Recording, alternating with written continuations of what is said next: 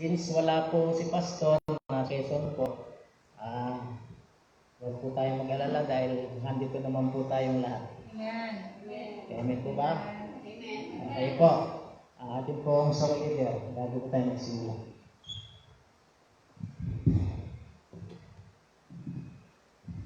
Ayaw mo magsita yung lahat.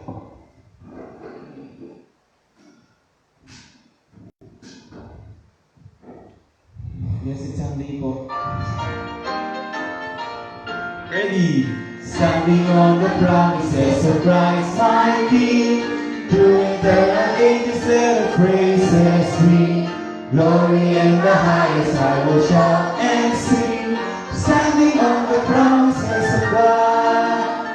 Standing, standing, standing on the promises of God my Savior. Standing, standing, I'm standing on the promises of God. Standing on the promises that cannot fail.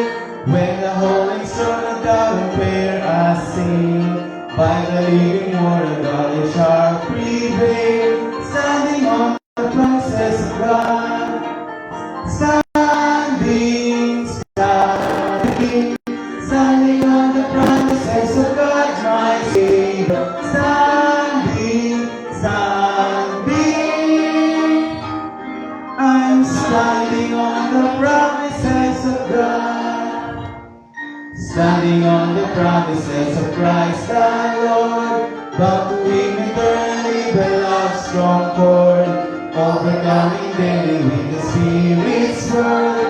Standing on the promises of God. Standing, standing, standing on the promises of God my Savior. Standing, standing,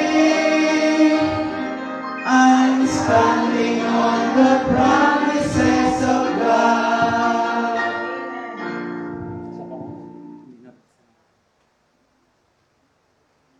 Okay, para po sa ating opening prayer, muli po ang ating song leader para sa opening prayer.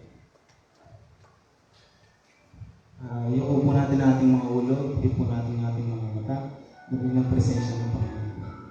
Dahil ng Diyos sa aming Ama, pinupuri ko po namin at pinagsasalamatan sa oras ito, Panginoon. Maraming salamat po sa mga blessings na pinigay niyo sa oras na sa linggo na ito, Panginoon. Kayo po ang siya nag-provide sa amin ng proteksyon, alalay at gabay, Panginoon. Maraming salamat po sa buhay niyo muli sa mga dito po ngayon. I-bless niyo po, Panginoon. I-bless niyo po ang program namin, Panginoon. I-bless niyo po, Panginoon. Gagamitin niyo, Panginoon, sa ibigay na mensahe para sa amin, Panginoon. Kayo po ang siyang manguna sa buhay ng bawat isa, Panginoon. Patawarin niyo po kami sa aming mga pagkakasala. Yun lang po ang ating samang dalangin sa matamis sa Panginoon Jesus. In Jesus' name. Okay, maraming salamat po. Manatili po tayong nakatayo at buksan po natin ang ating Biblia sa Book of Genesis, chapter 26. Magsisimula po sa verse 25 up to verse 35. Verse 27 up to 35. Okay po, nakita na ba? Okay. Babasahin po natin ako po sa umpisa, sa 27, kayo po sa 28. Okay po. Verse 27. At sinabi sa kanila ni Isaac, bakit kayo naparirito sa akin? Gangang kayo'y napupot sa akin at pinalaya ninyo ako sa inyo.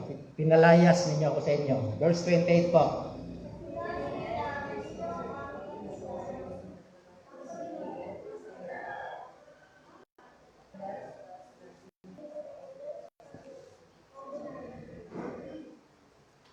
Verse 29. Na hindi ka gagawa sa amin ng masama, gaya naman namin na hindi ka namin ginalaw, at wala kaming ginawa sa iyong di mabuti, at pinayaon ka naming payapa. Ikaw ngayon ang pinagpala ng Panginoon. Verse 30.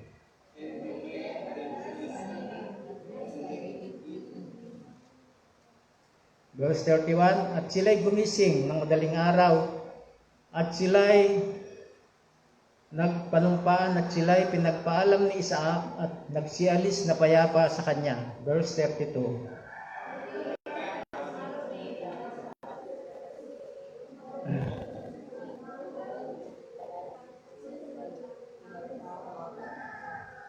Verse 33, at tinawag niya si Seba, kaya't ang pangalan ng bayang iyon ay Beer-Seba hanggang ngayon. Verse 34.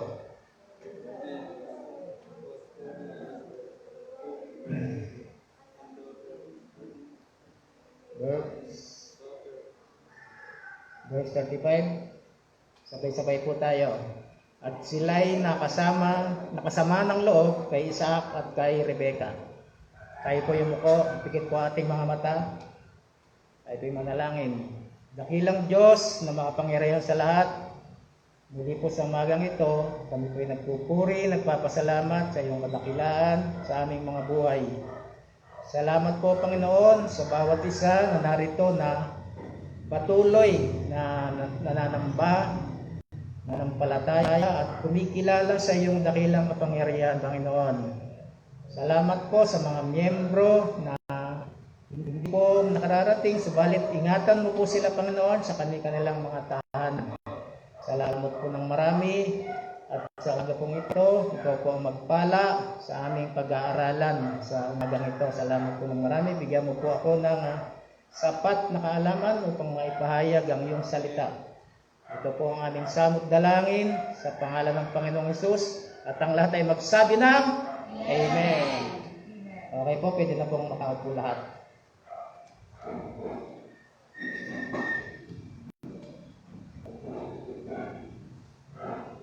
Verse 26 po ng Buna. Chapter 26.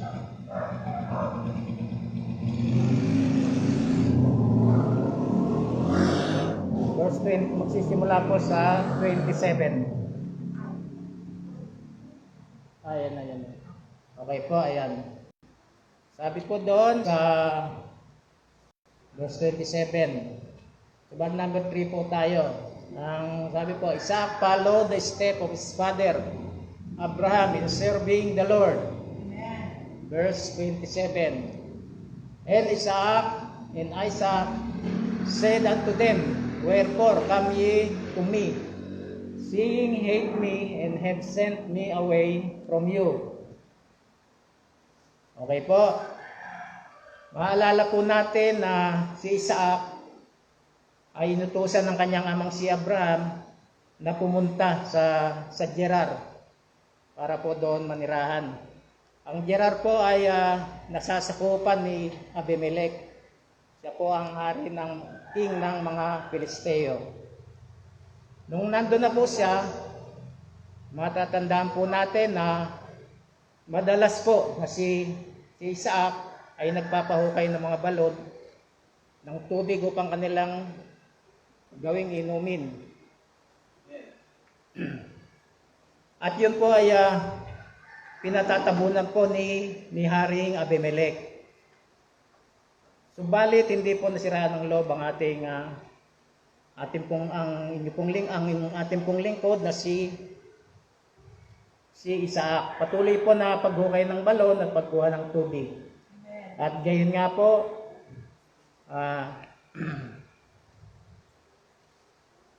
dahil po sa kasipagan at katalinuhan po at gabay ng ating Panginoon si Yahweh ay pinatnubayan at ginabayan po si Isaac. Ipinangako po ng Diyos kay Isaac na payayamanin at pararamihin ang kanyang lahi basta't sumunod lamang sa kanya mga tagubilin. Ganun po ang ginawa po ni Isaac.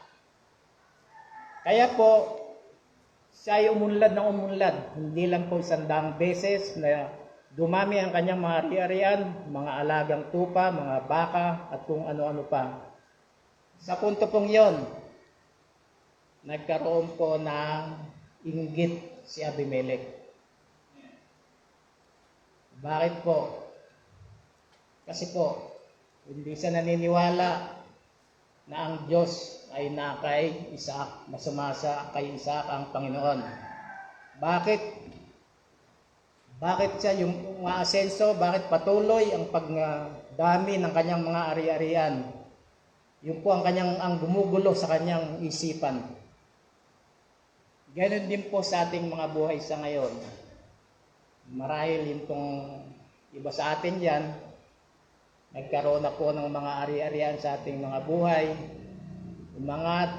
Ngunit hindi po maiiwasan na meron tayong mga angkan, kamag-anak, kaibigan o ano paman na hindi po matanggap na dati ganun lamang kaliit ang ating kinatatayuan sa ating buhay. Subalit, dahil po sa ating pagsusumikap, sa ating paniniwala sa Diyos, alam po natin na ang Diyos, ang gabay natin, walang sino man ang makalalaban sa atin.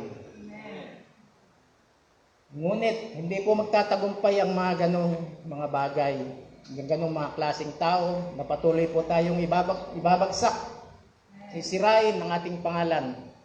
Subalit dahil po sa Diyos, hindi po tayo nagpapatinag sa mga ganong mga klaseng tao. Patuloy po tayo na mananampalataya, hindi po tayo pababayaan ng Panginoon. At gayon nga po ang nangyari kay Abimelech. Dahil sa inggit niya, sa palagay ko po talaga nainggit siya, bakit siya ang may-ari ng Gerar? Siya po ang hari. Ngunit bakit higit pa umaangat itong si Isaac?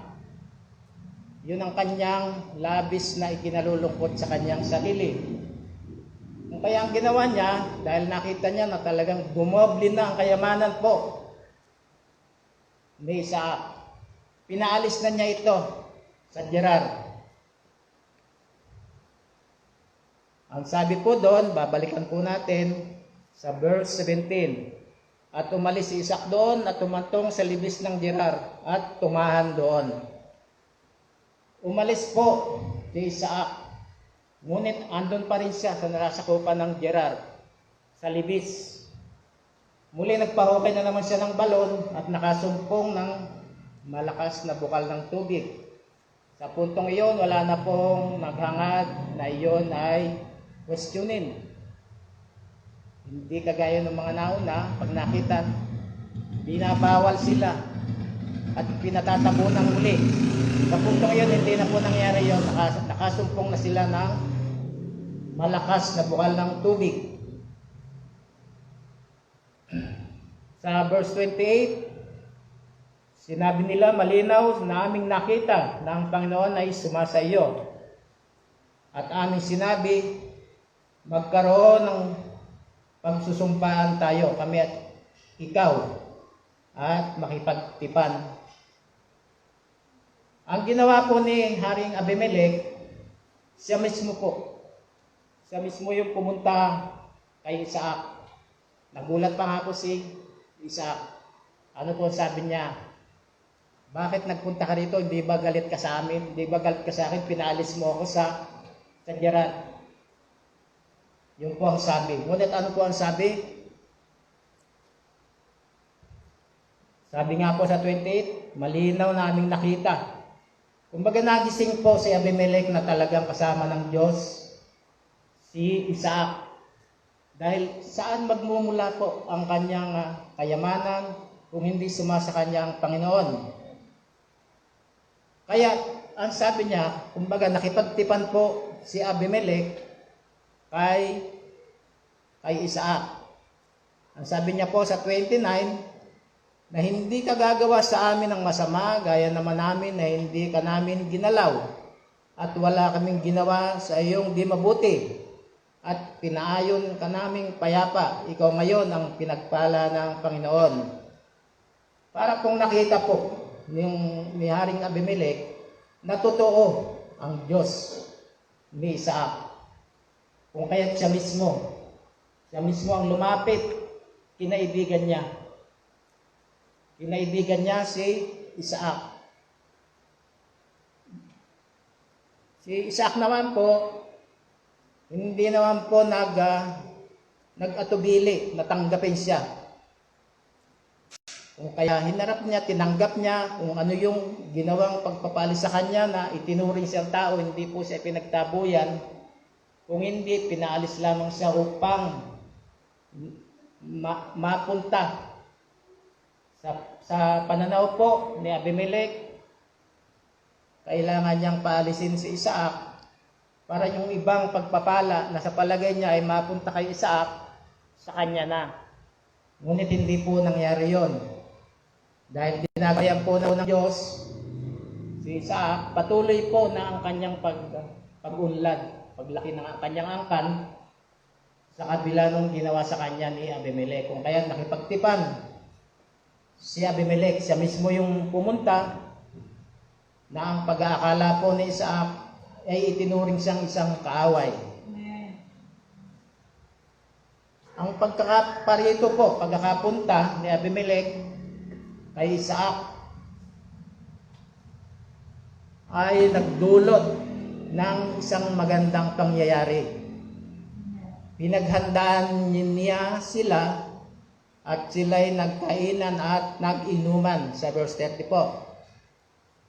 Sa verse 31, at sila'y gumising ng madaling araw, at sila'y nagpanumpaan, at sila'y pinagpaalam ni Isaac at nagsialis na payapa sa kanya. Sa verse 30 po, at nangyari ng araw ding iyon, na nagsidating ang mga bata ni Isaac at siya'y binalitaan tungkol sa balon nilang hinukay. At sinabi sa kanya, nakasumpong kami ng tubig. At tinawag niyang Seba. Ano po ang ibig sabihin ng Seba? Kaya't ang pangalan ng bayang yaon ay tinawag na Beer-Seba hanggang ngayon. Yun po. So bali, nakita po ni Abimelech na ang Diyos ay kay Isaac nga, kaya mismo ang nakipagtipan. Hinamon niya si Isaac na sila ay maging magkaibigan. Tinanggap naman ni Isaac sa pag-aakalang namulat na si Haring Abimelech sa kanyang mga ginagawa ng panahong siya nandoon. Ayun po. Sa verse 34, at nang si Esau ay may 40 taon. Ito po yung kadugtong nung kasaysayan po mga anak po ni Isaac, si Esau. 40 taon na po nang mag-asawa kay Judith, anak naman ni Beeri na Heteo, at kay Basemat na anak ni Elon na Heteo din. So, lumalabas po dito na si Esau ay malaki po ang pagkakaiba kay Jacob, kay Jacob. Si Esau po, lahat ng ayaw, lahat ng ikinasasama ng loob ng kanyang magulang, ang siya niyang ginagawa. Yung pong kanyang mga nagiging asawa ay hindi po pasado sa panuntunan po ni Isaac. Ayaw po ni Isaac sa mga Heteo. Ngunit Esau, sabihin na natin sa panahon nila na yon, pwede namang mag-asawa ka ng paulit-ulit ng marami. At mayroon din namang nangyayari sa panahon natin ngayon na nag-aasawa ng hindi isa o dalawa lang. Ibig pong sabihin nun, parang walang kasiyahan po sa kanilang mga sarili. Na ayaw naman po ng Panginoon ng mga ganong bagay. Ngunit, sa panahon po ni Isaac, yung po ay pinapahintulot sapagkat, sabi nga po sa Biblia, tayo po ay nilikhang malaya, hindi po tayo disusi. Ang lahat po ng ating ginagawa, nasa sa ating sarili po, kagustuhan po natin. Ngunit kung ito po'y mali o tama, ang Diyos po ang nakakaalam. Bagamat alam po natin sa ating sarili mali, nananatili po na ang paninindigan natin, yung mali, ginagawa natin tama. Amen po ba? Kaya yun po ang naging pangyayari. Nalubhang, kinasasakit, kinasasama ng loob kay Isaac at kay Rebecca, yung kanyang ina, dahil sa pagkaasawa niya ng paiba-iba. Sa ating pong mga buhay sa ngayon, ang kinakailangan po ay maging tapat, maging masikap sa ating mga pamumuhay para po tayo magtagumpay, magkaroon ng kasaganaan sa ating buhay. Hindi po natin dapat tingnan kung tayo man po may mga anak buhay, may trabaho. Tingnan po natin, wag po nating ikumpara kung gaano man yung ating mga kinikita sa ngayon. Kung ikukumpara po natin sa iba na malalaki ang mga kita. Ang sabi po sa Biblia, hindi baling maliit po ang aking kita, basta't kasama ko ang Panginoon, alam kong gamitin kung saan tama. Daig ko po ang isang milyonaryo. Amen po. Gayon din po sa atin. Sa pagsisikap po natin, lagi po nating paagapay ang ating Panginoon. Huwag po nating hahayaan na hindi po ang Panginoon ang siyang nauna sa atin. Ano mang bagay, ano man ang ating gagawin sa ating mga buhay, unahin natin ang Panginoon. Tandaan po natin na hindi po tayo pababayaan. Sabi nga po sa Hebrews, hindi niya tayo iiwan, hindi niya tayo pababayaan. Basta't magtiwala lang po tayo, huwag po tayong panghinaan ng loob. Kagaya po ngayon, maraming pong salamat po. Sino po nakakaalam na wala po si Pastor ngayon? Taas po kamay. Wala po sa iba. Kasi nga po, nasa Quezon siya, namamanhikan po dun sa anak ni Brother Mar na mag-aasawa na. Kaya po, malis sila no Friday po, Ma'am Gina, no? Ay Sabado po ng umaga. Madaling araw. Baka po mamaya babalik na rin po yun. So, ganun nga po. Lumalabas po doon, halimbawa po, wala pong nag-guide, wala po ang Panginoon sa ating mga buhay, para po tayo'y matamlay. Kung tayo po ay naging Kristiyano na, nagiging matamlay po ang ating buhay kapag wala ang Panginoon. Napapansin po ba natin? Kung halimbawa po, wala po si Pastor, sa palagay po ba natin, nabawasan tayo ng malaki? Isang pagsubok lang po yun. Tinitingnan kung hanggang saan po yung ating katapatan sa ating pagsamba dito sa PCBC. Na kahit wala po yung pastor, alam naman po natin na hindi siya aalis nang walang ipapalit upang ipagpatuloy kung ano man yung lesson na dapat nating pag-aralan. Kaya salamat po ng marami sa inyo sa patuloy, sa pagsuporta, pagsamba, at pananalig sa ating Panginoong Hesus. Kung ipagpapatuloy po natin ito, yung atin po sa Genesis chapter 27, may mga pangyayari na nangyari po sa buhay ni Esau at ni Jacob. Ano po yun? Bali po, bibigyan lang natin ng kaunting pag-aaral, pagsusuri.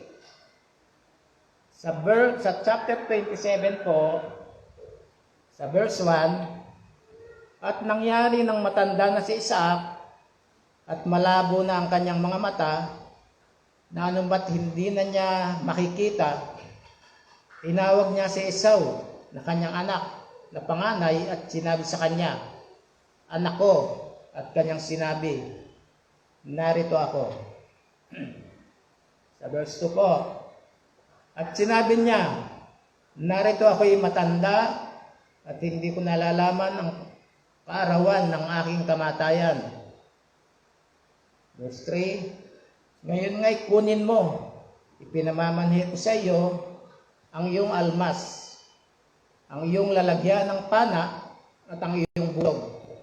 At lumabas ka sa parang at ihuli mo ako ng usa. At igawa mo ako ng masarap na pagkain na aking ibig at dalhin mo rito sa akin upang ako'y kumain, upang ikay basbasan ko bago ako mamatay. So yun po yung ginawa po ni Isaac dahil nga po siya matanda na, malabo na yung mata. Halos hindi na po niya nakikita ang mga bagay. Kaya naisip niya bago man lang siya mamatay, ay mabasbasan niya yung kanyang anak. Kung matatandaan po natin, ang paboritong anak po ni Isaac ay si Esau. Ngunit, yung asawa niya po si Rebecca, ang paboritong anak, si Jacob. Kaya ang ginawa po ni Isaac, pinatawag niya si Esau. Inutusan nga niya na humuli. Igayak mo ngayon yung mga panghuli ng hayop sa gubat. Ihuli mo ako ng usa, iluto mo ang aking paboritong pagkain. At idala mo sa akin, ipakain mo, at ibibigay ko ang aking basbas. Babasbasan po. So ang ginawa naman, sumunod naman si Esau, gumayak na. Lumabas na sa bukid, dala yung mga pana, panghuli ng mga hayop. Hindi po lingid kaya Isaac, nakinig po pala si Rebecca. Kung baga po nanenenga, naririnig yung pinag-uusapan ng mag-ama. So ang ginawa ngayon ni Rebecca, parang hindi niya matanggap na si Esau ang mababasbasan, mabibigyan ng malaking kayamanan. Ang ginawa niya, hinanap niya ngayon si Jacob. Tinawag niya. Narinig ko, sabi niya kay Jacob, narinig ko ang usapan ng mag-ama. Pinahuli ng usa.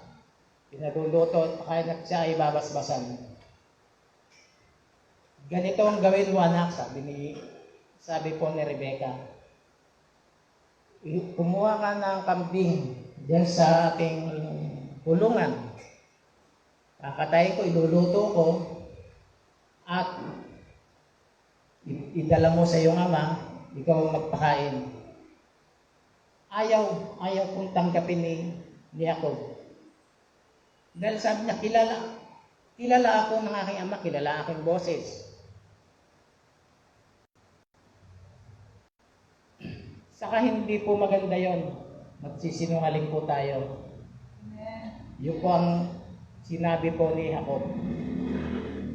Ngunit, sumunod ka anak, sabi ni Rebecca. Basta't gawin mo na lang. Baka po ako sumpahin ng ating ama. Hayaan mo, sabi ni Rebecca, hayaan mo ang sumpahin sa akin tumalab. Basta't sundin mo lang. Sundin mo lang ang aking pinag-uutos sa iyo. So, ang ginawa ni Jacob, humuli nga ng isang matabang kambing, inatay, at pinaluto sa kanyang ina na si Rebecca. Nung maluto na, sige, idala mo to sa iyong ama, pakainin mo upang mabasbasan ka na.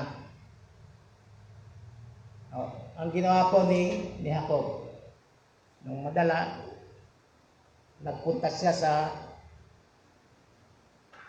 kwarto ng kanyang amang si Isaac. Sabi niya, ama, narito na po ako.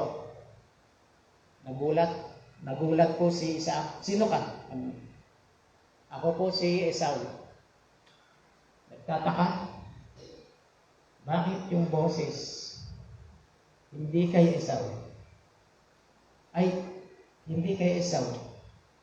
Ako po ito, Ama, dito na po ang inyong inuutos sa akin. Niluto ko na po, kumain na po kayo. Teka muna. Hindi ba't kaalis mo lang? Bakit ang bilis mo namang nakabalik? Kasi nga po, kailangan po ito Kailangan niyo po makakain para po kayo ay lumakas. So, bali, tinanggap po ni Isaac kumain. Habang siya kumakain, ikaw nga ba yan, Esau? Sabi ganun. Ako nga po. Bakit yung boses mo kaya po? Ako po ito, Ama. Halika nga, lumapit ka nga, sabi ni Isaac. Lumapit ka. Dahil alam ni Isaac na si Esau ay balbon. Mabalahibo, yung braso, yung leeg. Lumapit ka. Nung lumapit siya, hinipong ganon. Oo nga. Ikaw nga. May balahibo. Pero bakit yung boses mo iba? Yan ang sabi niya. Yan ang pinagtataka niya. Ako nga po ito. O sige. Naniniwala na ako. Isang bagay na lang ihiling ko. Lumapit ka sa akin at gusto kitang amuyin. Yan ang sabi ni Isaac. So lumapit siya. Lumapit sa mukha ng kanyang ama at ipinamoy. Doon po namulat, ikaw nga. Dahil yung amoy na yan na masarsang ay kay Esau. Dahil isa siyang mangangaso.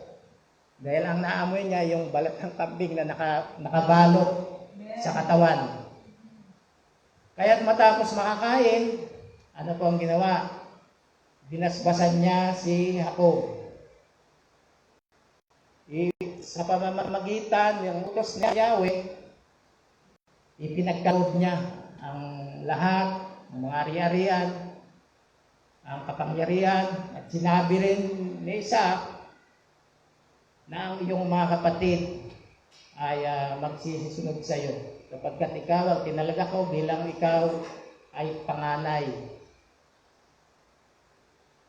So sa punto pong iyon, ilang beses na po na nagsinungaling si Jacob laban sa kanyang kapatid. Kung natatandaan po natin, ano po yung una? Na pagsisinungaling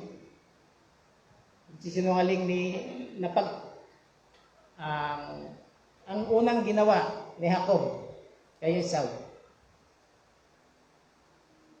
Kung natatandaan po natin yung pagiging panganay.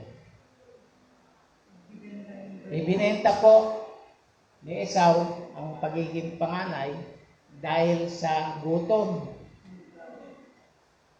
Dahil gustong-gusto niya yung niluluto ni Jacob, kagagaling lang niya sa gubat, sa pangangaso, dumating siya. Ang sabi niya, baka pwedeng bigyan mo ako ng niluluto mo na mapula. Nabigyan niya siya, hindi natin alam kung ano ba yung minuto, kung meron na ba ng mga pananayon. Bago kita bigyan, ipangako mo na sa akin na ipagpapalit mo ang iyong pagiging panganay. So, hindi. Okay, hindi. Ikaw na maging panganay. Basta pakainin mo lang ako, baka kasi ako mamatay na. Sa totoo po, nakamamatay po ba yung gutom pag minsan lang? Malibang sumakit ang tiyan mo, bilang ka lang ng tubig, okay na. Pero po si Esau, sabi nga po ni Pastor ng mga nakaraang pag-aaral natin, hindi po niya binibigyan ng halaga yung pagiging panganay. Pinagpalit niya sa pagkain. Ngayon, sa puntong si Jacob ang nabasbasan, ano po yung pumasok sa isipan ngayon ni Esau? Makita po natin, masama ang kanyang loob. Nagalit siya sa kanyang kapatid. Ilang beses mo na akong niloko. Ilang beses mo na ang inagaw sa akin. Ngayon ang inagaw na naman ang basbas ng ating ama. Nagalit siya. Anong ginawa niya? Pinagbantaan niya ngayon ang kanyang kapatid na papatayin. Ngunit, ang lahat ng yun hindi po nalilingid sa kanyang inang si Rebecca dahil mahal na mahal niya ang kanyang anak na si Jacob. Sinabi niya kay Jacob ang kanyang mga narinig na pinagbabantaan ka ng iyong ama. Ay pinagbabantaan ka ng iyong anak, ang kapatid na si Esau. Ngunit bago po yung pagbabanta, nung ibigay na po yung basbas, dumating, nung makakain, nabasbasan na po si Jacob. Dumating ngayon si Esau galing sa pangangaso. Ama, ama, narito na ako. Narito na yung pagkain pinalo. Bakit? Sino ka? Nagulat na naman siya. Ako po si Esau. Hindi. Hangin na pa si Esau dito. Hangin na pa si Esau, binigyan na niya yung aking pagkain. Hindi po si Esau yun. Baka po yung si Jacob. Kung gayon, wala na akong magagawa. Naibigay ko na. Naibigay ko na yung aking basbas. Bilang ama, nakita po natin may isang salita po. Si Isaac. Nasabi na niya, bagamat hindi yun talaga si Esau, ngunit nasabi na niya, na ibigay na niya ibasbas, wala na siyang magagawa. Kahit ano pang paglulumuhod, pakikiusap, ang gawin na Esau, wala na. Sumpa ang aabutin po ni Esau.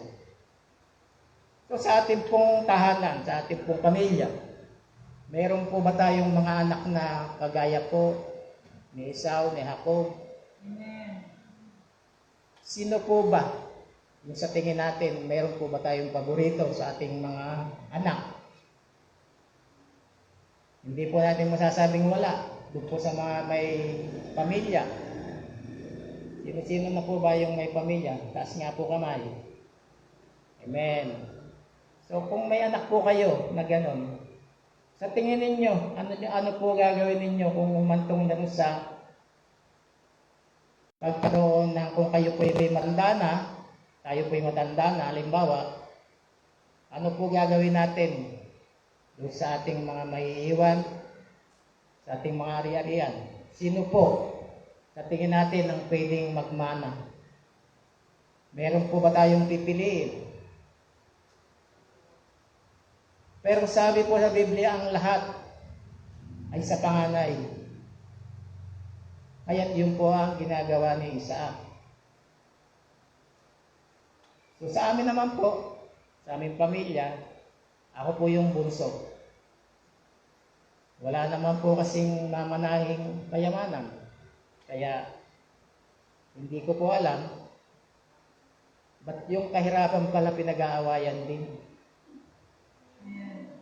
Hindi ko po alam kung utang o ano ang pinamana ng magulang namin. At mayroong kaming kapatid na hindi makamove on hanggang sa ngayon. Ano po ang umiiral? Ang nakita po namin doon, inggit. Hindi po niya matanggap na pare-parehas lang naman kaming mahirap. Ano ba kailangan pag-awayan? Yung bang utang pinag-aawayan. Ang alam ko pong pinag-aawayan yung kayamanan, pera. Wala naman po doon. Sabi nga po ng Panginoon, masyahan ka kung ano yung kinikita mo. Amen. Kung ano yung kita mo ngayon, maliit, malaki. Basta't kasama ng Panginoon, daig mo pa milyonaryo. Amen. Hindi po yung pong mayaman, hindi po yan nakakatulong. Pagbilang lang ng pera niya, hindi niya alam kung paano bilangin. Tayo po, sweldo tayong 3,000 5 minuto lang. Bayad na, bilang na. Alam na kung saan mapupunta, mandang huli. Kulang pa, hindi po makabayad sa ibang pangangailangan. Nangyayari po ba yun sa ating buhay? Amen. Kaya po mas masarap yung nakakatulog ka ng payapa na kahit maliit ang kita kumpara doon sa mayaman na konting-konti lang po tinutulog ng mga yan. Bakit po?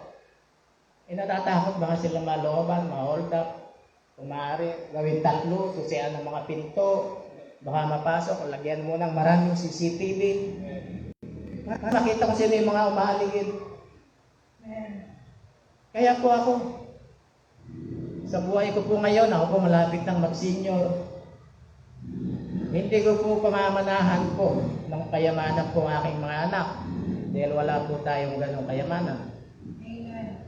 Mag-aawayan lang po nila yon. Ano po nga, ay pamamanak sa kanila. Maring utang. Maring yun. Sinabi ko, ito, yung utang ng ganito, ikaw magbayad, ikaw ganito. Yun. Sa palagay nyo po, tatanggapin. Hindi po. Utang po yun eh. Pero kung hindi pera, alam mo, ako'y may pension. O, ako naman kay tatay, ako naman kay tatay. Sa akin naman siya, mga 1 buwan, 2 buwan. Eh, may pension ako eh. Pero kung wala, doon muna sa iyo yan. Madami akong ginagawa, saka ihis sa lawal yan eh. Hindi ko na makasikaso, mahina sikmura ako. Hindi ko kahit. Yun po yun ang nangyayari. So, ganun po.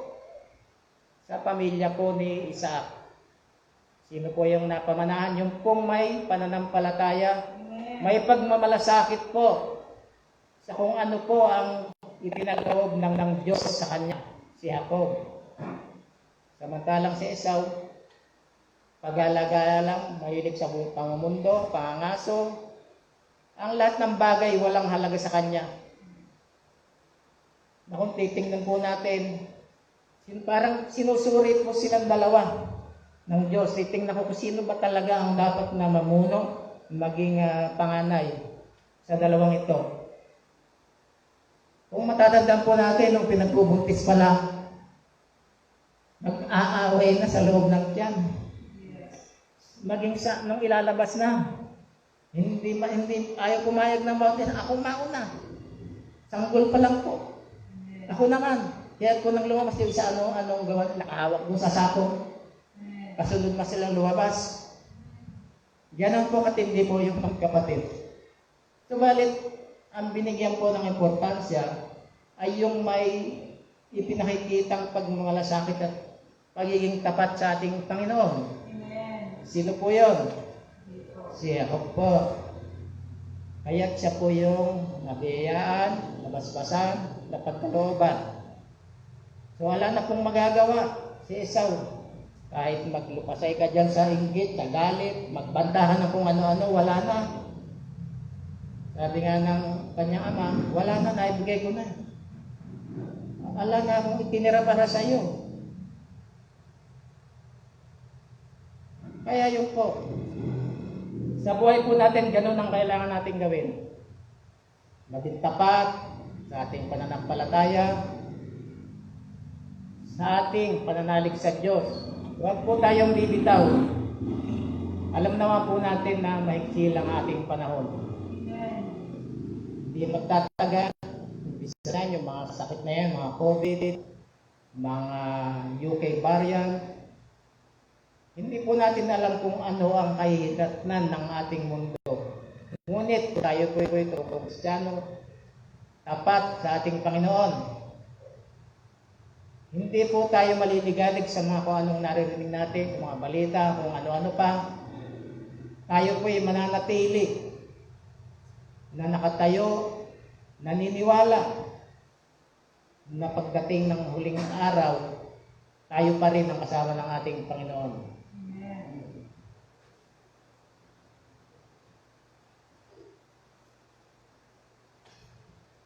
Kaya po,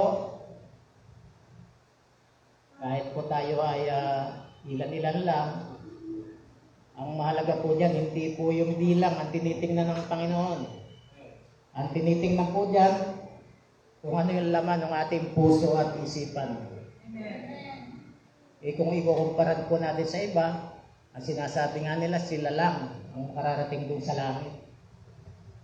Tingnan nyo ang aming simbahan, puno, maraming miyembro. Hindi po doon tinitingnan. Ang sabi po sa Biblia, mapalad ang nananatiling tapat hanggang wakas. Siya po ang maliligtas. malapad po ang daan patungo sa kapahamakan, bihira lang po yung nakakasumpong ng daan patungo sa langit. Iilan-ilan. Sa ating po mga buhay, hindi po natin maihalis na tayo ay panghinaan ng loob. Dumarating po yan sa atin. Kapag tayo na sobrang na-stress, ano po ang ating nararamdaman? Nanghihina. Tama po. Parang tinatamad na tayo magsama. Sabi mo, ayoko na. Ilan-ilan lang na may nandun. Wala naman, parang wala akong matutunan. Hindi ka gaya doon sa iba. Pagpunta ka sa Katoliko, napakarami. Lahat. Pwede mong suot, walang bawal-bawal. Pwede ka magsuot ng maiksing-maiksing ganyan. Dito po sa atin, kung ano po yung sinasabi ng Panginoon, yun po ang ating dapat gawain. Kaya, manatili po tayo. Ano man po yung kalagayan natin sa buhay, may pera o wala, tayo po ay manampalataya, nabigyan tayo ng maayos na trabaho, magkaroon ng kita, o kahit sa anong kaparaanan, basta po naayon sa kalooban ng Panginoon. Yun po ang ating hilingin sa Kanya. Para po hindi po tayo napanghihina ng loob. Totoo po yan, nakakapanghihina ng loob.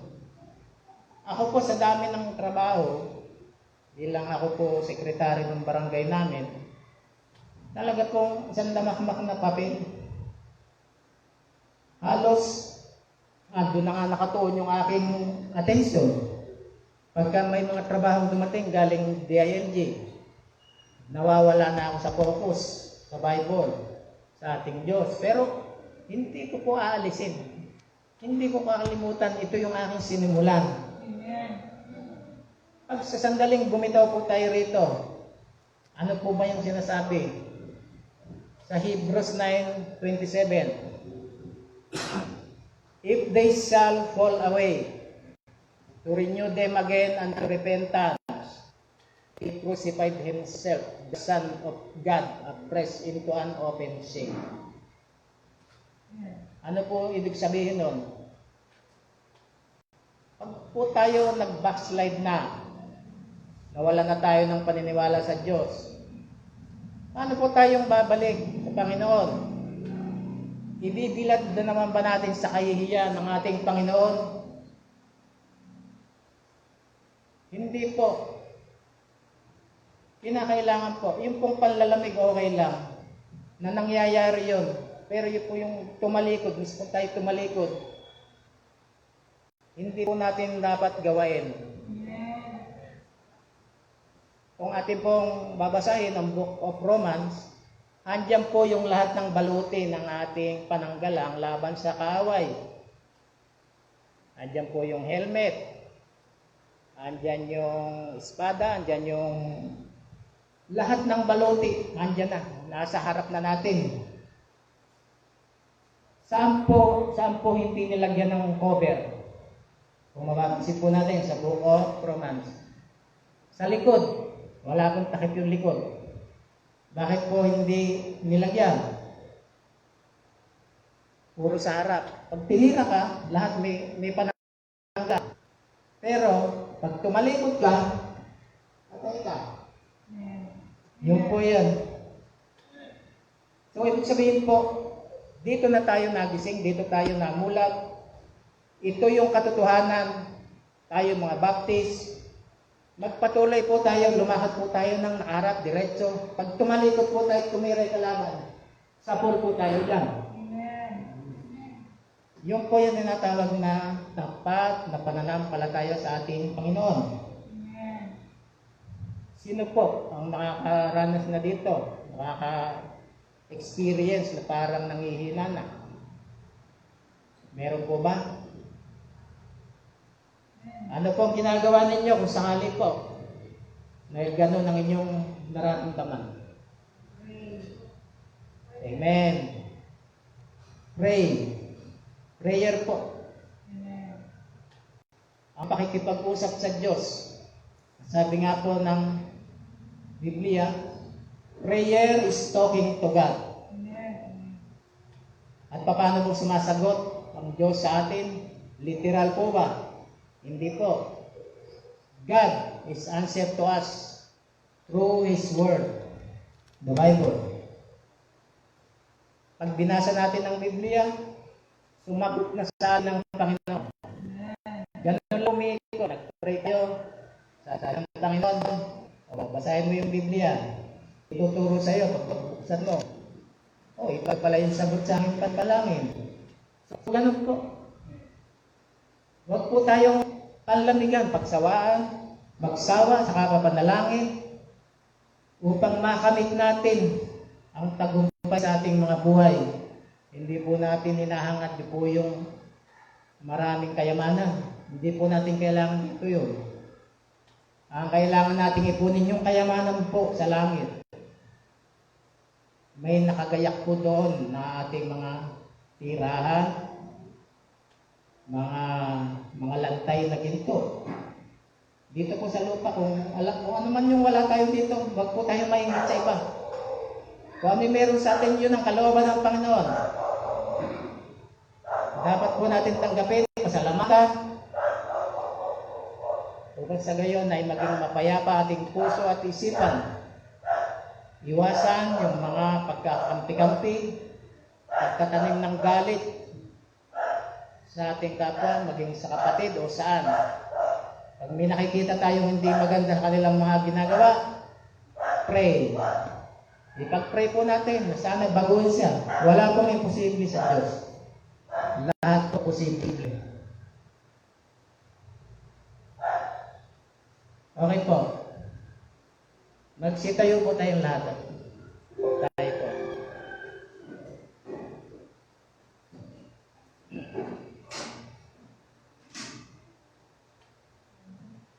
Iyuko po natin ating mga ulo at ikit ang ating mga mata. Ama naming banal sa langit, muli po ang aming papuri, pasasalamat sa iyo sa aming napag-aralan sa buhay po ni Isaac at kanyang mga anak at kung ano mang naging desisyon niya sa pagpapasya kung sino ang sa kanilang dalawang anak ang higit na dapat biyayaan, bigyan ng basbas na nagmumula sa iyo. Salamat po ng marami, Ama, sapagkat ito ay magiging panuntunan po namin upang maiayos namin ang aming mga pamumuhay. Makita namin kung saan kami may kulang at kung ano ang dapat namin gawain upang ito ay baguhin at sumunod sa kung ano ang naaayon sa iyong kalooban. Salamat po ng marami sa aming mga napag-aralan sa umagang ito. At ibinabalik po namin sa iyo ang mataas na papuri at pasasalamat sa tanging pangalan ng Panginoong Hesus. At ang lahat ay magsabi ng Amen. Okay po, break time po tayo, 5 minutes.